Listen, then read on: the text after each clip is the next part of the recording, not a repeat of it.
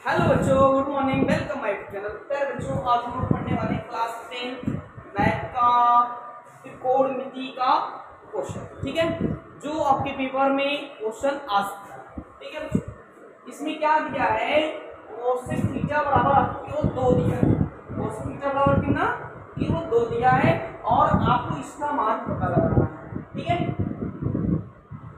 और इस तरह से क्वेश्चन कॉम्पिटिटिव एग्जाम में भी पूछे जाते हैं। तो चलिए इस क्वेश्चन को हम सॉल्व करके आपको बताएंगे और बहुत ही इजी मेथड से। ठीक है, तो चलिए, ये क्या दिया हुआ है, cos थीटा बराबर कितना दिया है, 2। यहाँ हमने दिया। ठीक है, अब वैसे कोसेक का फॉर्मूला होता है कर्ण बटे लंब, है ना, इसलिए मैंने k/l लिख दिया। तो यहाँ जरा देखिएगा, कोसेक का मान दिया था 2, उसके नीचे हम 1 लिख सकते हैं। तो ये जो कर्ण का मान हो गया और ये लंब का मान हो गया। ठीक है, ये जो मान दिया था 2, उसके नीचे हम 1 लिख सकते हैं, किसी भी संख्या के नीचे 1 लिख सकते हैं। और ये जो है इसका फॉर्मूला होता है कर्ण बटे लंब। अब देखिए, यहाँ कर्ण का मान दिया है, लंब का मान दिया।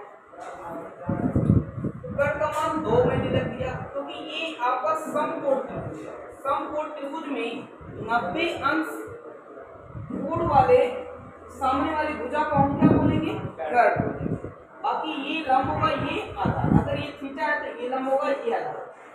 अगर ये थीटा होता तो ये लंब होता और ये आधार।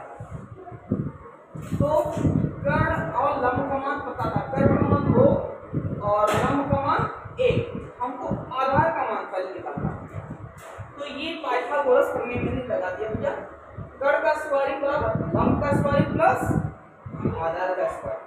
कर्ण का मान 2 का स्क्वायर कर लंब का मान 1 का आधार की।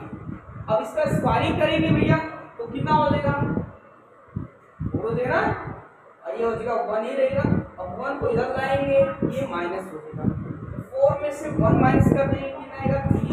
और स्क्वायर को जब इधर लाएंगे तो ये रूट में हो जाएगा। आधार का मान बताओ। तो दोस्तों, आज का सवाल है, खट्टे फलों में कौन सा एसिड होता है, एसिटिक अम्ल, टार्टेरिक अम्ल, सिट्रिक अम्ल। कमेंट करें। ऐसे ही वीडियो पाने के लिए हमारे चैनल को सब्सक्राइब करें। अब इसका मान निकालना है, इसका मान।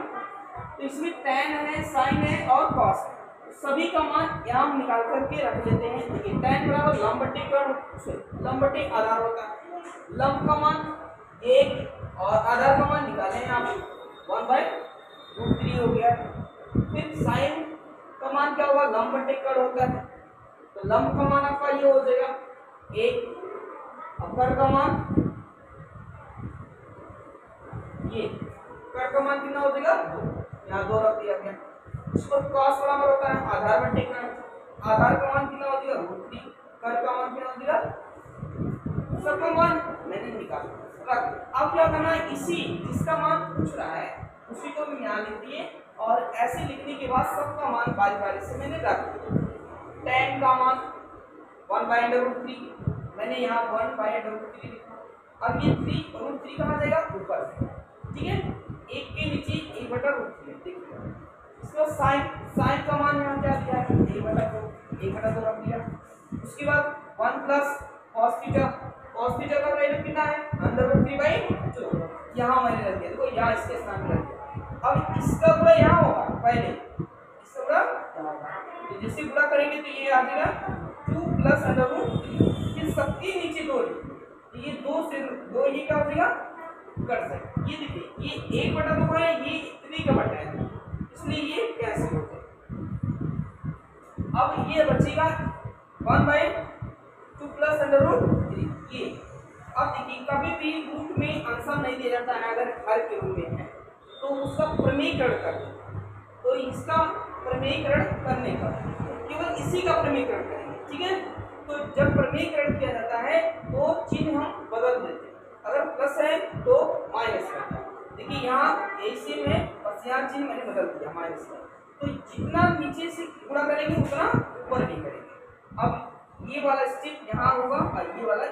अब देखिए, a+b और a-b का फॉर्मूला बनेगा। तो चलिए अगले वाले इसमें देखिए, कोड में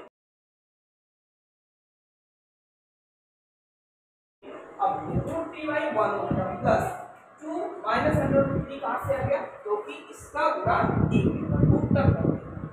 a माइनस बी और a प्लस बी बन जाएगा a square minus b square. 2 का स्क्वायर करेंगे 4 आ जाएगा, रूट से ये कट जाएगा।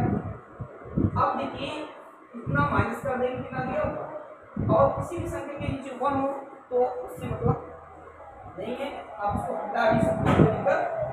ये जो √3 प्लस 2 और ये माइनस √3 कट जाएगा, क्योंकि माइनस प्लस कट जाएगा, उसके बाद ये आ जाएगा इसका आंसर।